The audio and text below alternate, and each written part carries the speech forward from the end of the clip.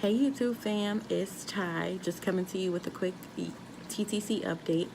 I am currently cycle day 3, and this, for all of you that are new to my channel, hey girl, hey, or hey boy, hey, this is cycle 8 of TTCing baby number 2. I am again cycle day 3, and today I started seeing an REI doctor.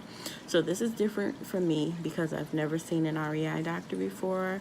With baby number 1, I got pregnant after 2 years with just the help of my OBGYN.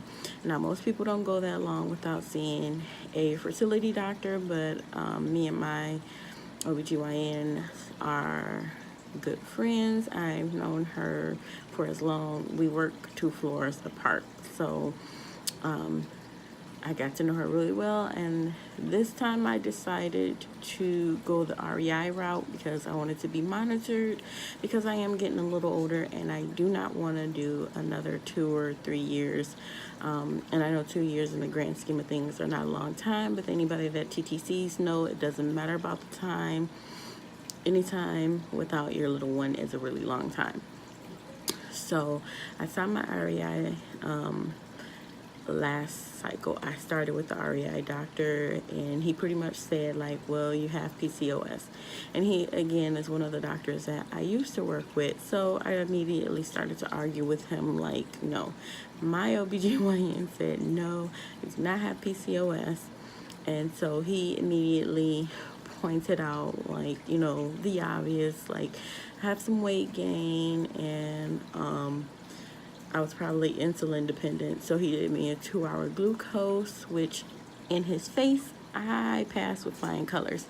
If you are a PCOS person, then you know pre-diabetes is considered 5.9 and up. Actual diabetes is 6.5. My A1C was 4.9.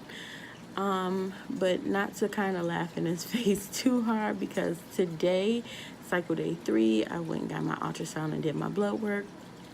Blood work came back perfectly fine. Everything is good, reserve is good, hormones are good. But the nurse that did my ultrasound said she saw a lot of cysts, ring of cysts actually, in my ovary. So I'm guessing that, you know, I guess if you have at least one, you have PCOS. So I'm assuming just from my my exam today that maybe I do have PCOS, which is not too big of a surprise, because if anybody have seen any of my other videos, I have unexplained infertility. So it means every test that they've came up rosy and perfectly fine. Ultrasounds, blood tests, HSGs, and all that other stuff came back perfectly fine. So this is the first time anyone's actually said that they saw cysts on my ovary. So I'm not 100% sure that I would leave it all the way. Not to say I don't believe the nurses over the doctors, but again, with baby number 1, I had ultrasounds and blood work, and there were no cysts before. So maybe this is a new development. I'm not sure. Let me know what you think. If anybody had ultrasounds where they didn't have cysts and then all of a sudden they did, because I'm thinking this is the only issue that kind of the only thing that points to PCOS. And I know I am a little bit on the voluptuous side, but that is just because I love cookies and cake, and if they weren't so delicious, I'm pretty sure I would be smaller than this.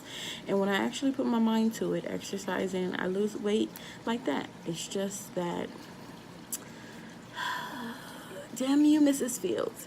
Anyway, so back to what we were. Oh yes, cycle day 3. I also started Clomid today. Ultrasound looked good. They said, okay, go ahead and start your Clomid, which I started 150 milligrams today. Yes, that is a high milligrams, but again, with TTC and baby number 1, we started very low with the 50 milligrams twice.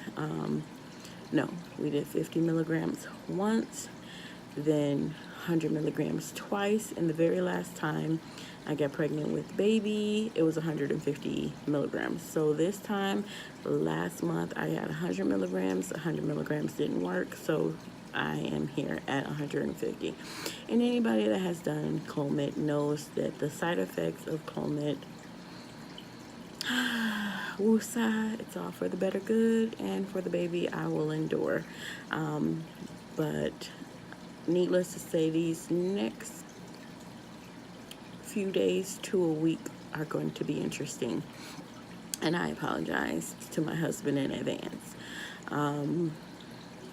So that's pretty much it for now.